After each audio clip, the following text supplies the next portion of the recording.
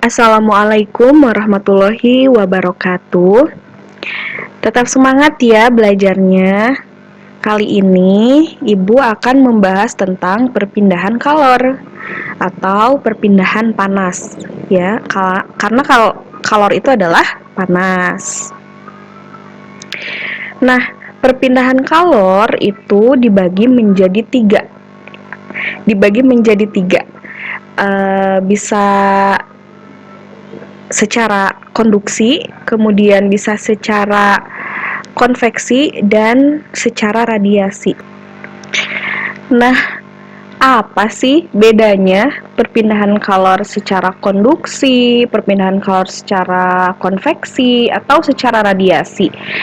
Kita bahas satu-satu ya. Sekarang kita bahas tentang perpindahan kalor secara konduksi terlebih dahulu. Nah, perpindahan kalor secara konduksi disebut juga perpindahan kalor secara hantaran, yaitu perpindahan kalor tanpa memindahkan zat perantaranya. Nah, ini harus digarisbawahi ya. Jadi perpindahan kalor secara konduksi ini perpindahan kalor tanpa memindahkan zat perantaranya. Pada peristiwa perpindahan kalor secara konduksi, yang berpindah hanya energi kalornya saja.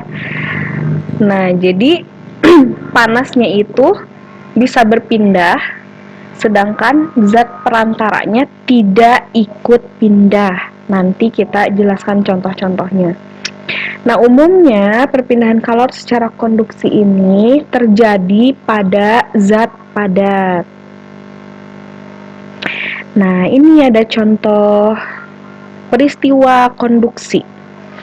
Jadi, ada 4 orang siswa yang sedang mengestafetkan sebuah buku. Jadi, ini bukunya anggaplah ada 1 ya. Jadi, bukunya ada 1. Bukunya asalnya ada di sini. Kemudian dipindahkan oleh si A ke si B, kemudian dari si B ke si C, dan si C ke si D. Ini bukunya sampai di sini. Dari sini sampai ke sini, tetapi si zat perantaranya, nah ini zat perantaranya. Siswa ini bagaikan zat perantara, sedangkan buku ini bagaikan kalor. Bukunya berpindah, tetapi siswanya tidak ikut pindah. Kalornya pindah, tetapi zat perantaranya tidak ikut pindah. Seperti itu. Kemudian peristiwa yang selanjutnya ketika kamu membuat teh panas atau air panas dimasukkan ke dalam gelas yang ada sendoknya. Sendoknya itu tidak terkena air panas, yang ujung sendok itu tidak terkena air panas, tetapi tiba-tiba si ujung sendok itu terasa panas atau ada hangat, seperti itu ya. Jadi panasnya itu berpindah, tetapi si zat perantaranya itu tidak ikut pindah. Kemudian peristiwa konduksi yang lain itu bisa kamu jumpai pada saat memasak, pada saat kamu menggoreng, atau misalnya memasak apapun itu, ujung spatula itu tiba-tiba panas gitu.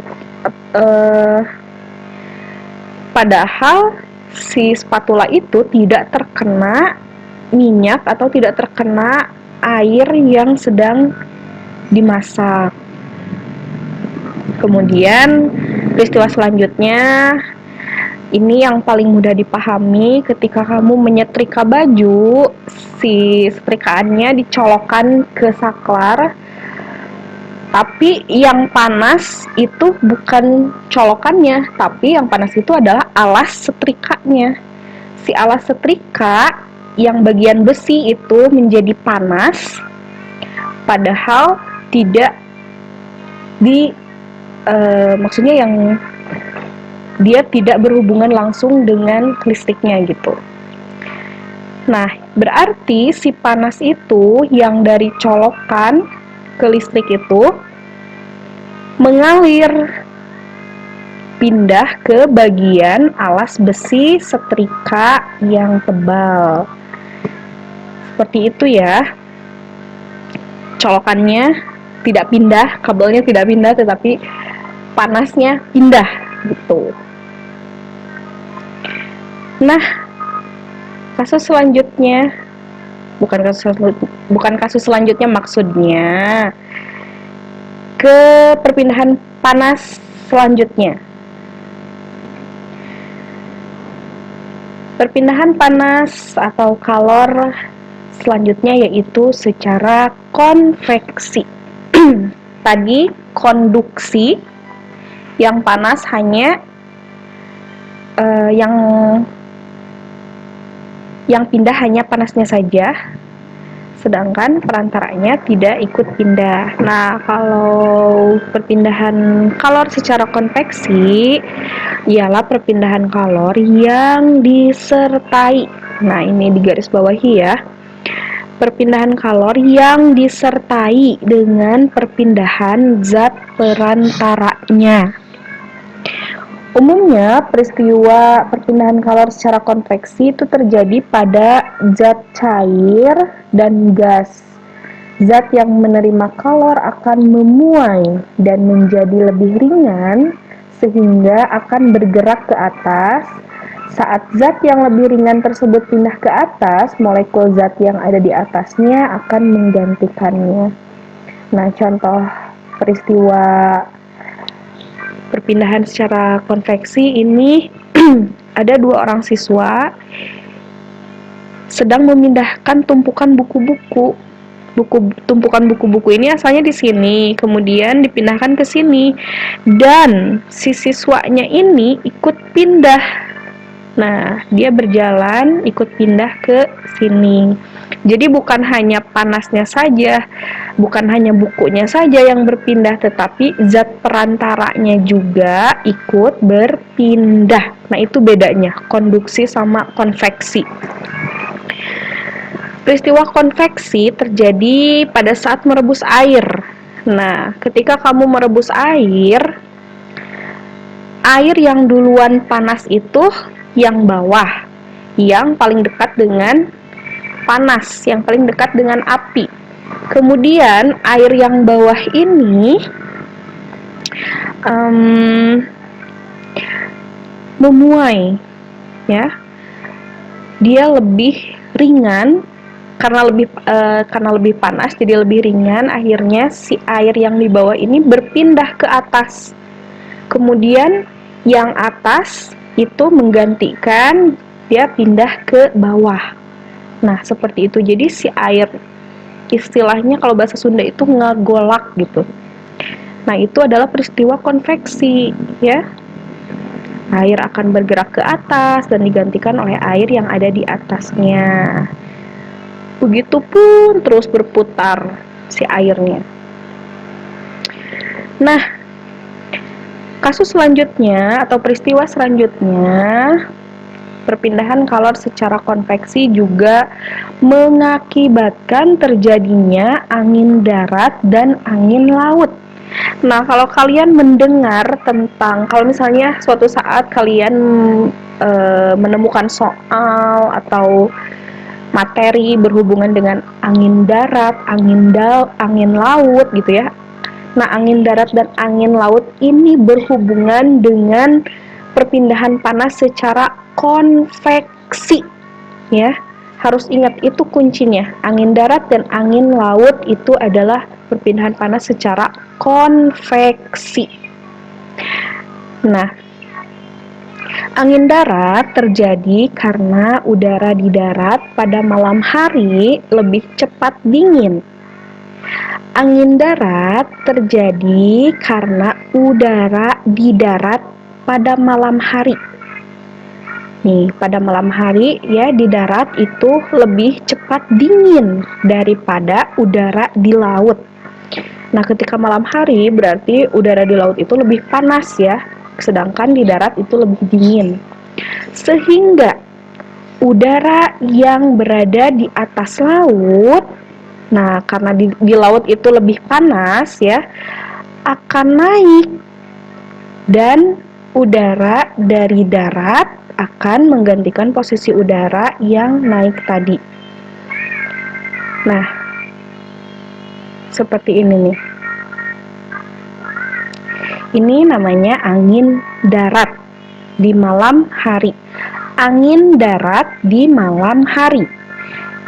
Di sini di laut udaranya lebih panas nih dibandingkan di darat. Kemudian dari laut ini ke darat. Nah, dari darat ke laut menggantikan yang tadi. Begitupun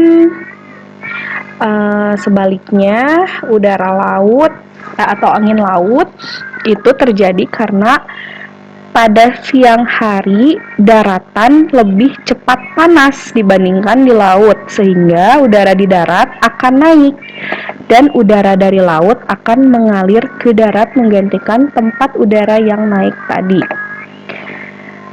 Nah, ini adalah peristiwa angin darat dan ini peristiwa angin laut. Kalau angin darat itu di darat dingin, di laut panas. Ini dari laut ke sini ke darat ya, dari darat ke laut. Kalau angin laut itu pada siang hari di darat lebih panas. Darat lebih panas, sedangkan di laut lebih rendah suhunya gitu ya. Nah, makanya si angin ini angin yang di darat ini ke laut, kemudian dari laut ke darat. Nah, seperti ini. Ini arah panahnya ya, ke sini gitu. Nah, untuk apa sih pembahasan angin darat dan angin laut ini? Keadaan ini, keadaan angin darat, keadaan angin laut itu digunakan para nelayan untuk pergi melaut pada malam hari dan kembali ke darat pada pagi atau siang hari. Sedangkan contoh peristiwa konveksi yang lain adalah, nah ini. Sedangkan contoh peristiwa konveksi yang lain adalah penggunaan cerobong asap pada pabrik. Apakah di rumahmu dipasang jendela ventilasi? Nah, ventilasi itu tempat keluar masuknya udara ya. Kalau bahasa Sundanya itu erang-erang. Nah, pemanfaatan ventilasi sebagai sirkulasi udara di dalam rumah juga memanfaatkan perpindahan panas secara konveksi. Jadi, ada udara yang berpindah dari luar ke dalam, dari dalam ke luar. Nah, itu karena peristiwa perpindahan panas secara konveksi. Oke, selanjutnya. Selanjutnya adalah perpindahan ya. Bentar. Bagaimana ya perpindahan kalor secara radiasi? Bagaimana panas matahari dapat sampai ke bumi? Nah, kalor dari panas matahari tidak dapat berpindah secara konduksi karena udara yang terdapat dalam atmosfer termasuk konduktor yang paling buruk. Kalor dari matahari pun tidak dapat menghantar secara konveksi karena antara matahari dan bumi terdapat ruang hampa yang tidak dapat menghantarkan kalor. Jadi kalor dari matahari merambat ke bumi tanpa melalui zat perantara. Nah, yang digaris bawahi itu yang ini nih. Tanpa melalui zat perantara. Tadi kalau konduksi zat perantaranya tidak ikut pindah, panasnya pindah tapi zat perantaranya tidak ikut pindah. Kalau konveksi itu zat perantaranya pindah, kalornya juga pindah. Nah, kemudian kalau perpindahan kalor secara radiasi itu jadi si panas itu langsung tanpa ada zat perantara apapun. Proses perpindahan kalor yang tidak memerlukan zat perantara dinamakan radiasi. Dapatkah kamu memberikan contoh lain perambatan kalor secara radiasi? Nah, di sini contohnya ada siswa dan siswi sedang berkemah. Ketika menyalakan api unggun, nah di tengah-tengah ini membuat api unggun, ada panas dari api, kemudian si panasnya itu langsung ke badan, maksudnya langsung terasa ke badan siswa yang mengelilingi api unggun ini. Ketika kamu mendekatkan tangan ke api unggun, tangan kamu terasa panas. Nah, jadi si panas ini, panas dari api ini pindah ke tangan siswa atau ke tangan kalian ya, atau terasa di badan kalian panas itu berpindah tanpa zat perantara apapun. Jadi si panasnya itu berpindah tanpa zat perantara. Nah, seperti itu contohnya ya. Pernahkah kamu pergi keluar rumah pada siang hari yang terik dengan menggunakan baju hitam? Apa yang kamu rasakan? Nah, ketika kamu keluar rumah pada saat siang hari yang terik dengan menggunakan baju hitam, badanmu akan terasa panas. Hal ini disebabkan warna hitam merupakan penyerap kalor radiasi yang paling baik. Nah, benda-benda yang berwarna hitam lebih banyak menyerap kalor dan memantulkan sebagian kalor jika dibandingkan dengan benda-benda yang berwarna putih atau mengkilap. Jadi ketika kamu mau pergi ke daerah panas atau misalnya sedang panas sangat panas sedang terik-teriknya gitu ya, matahari berada di atas kita, itu sebisa mungkin jangan menggunakan baju warna hitam karena baju warna hitam itu lebih nyerap panas ya.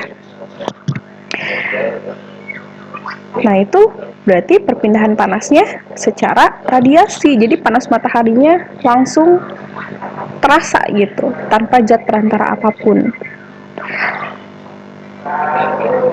Kemudian sebaliknya, pada malam hari, orang yang memakai baju hitam merasa lebih dingin.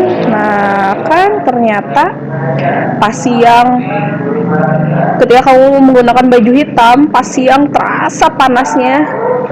Kemudian pas dingin juga, pas udara dingin ya, terasa dinginnya gitu, lebih dingin dibanding menggunakan baju warna putih. Nah, tahukah kamu mengapa hal ini dapat terjadi? Hal tersebut dapat terjadi karena pakaian yang berwarna hitam menyerap kalor yang dikeluarkan tubuh.